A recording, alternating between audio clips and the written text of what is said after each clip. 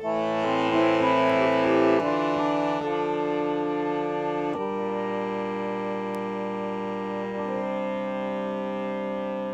y a toujours le cliché ah oui, l'accordéon c'est sentimental, c'est nostalgique, ça fait pleurer dans les chaumières.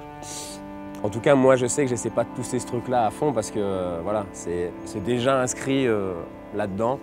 Mais bon, l'accordéon à lui tout seul, c'est quand même un espèce de petit orchestre. On peut passer par toutes les émotions. De toute façon, c'est un instrument. L'instrument, l'idée c'est que c'est un prolongement en fait de nous-mêmes.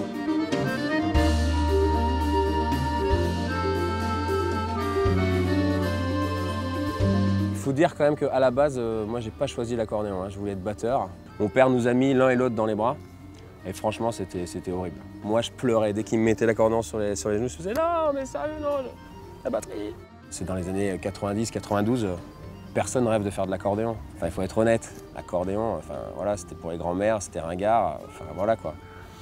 Et petit à petit, j'ai commencé à découvrir les possibilités de l'instrument et me dire « Ouais, finalement, c'est peut-être pas si mal. » Donc j'ai un petit peu moins pleuré. Ça a commencé à être un peu mieux. Puis on a commencé à se rencontrer un peu plus, quoi. Et jusqu'à aller à une histoire d'amour. C'est incroyable.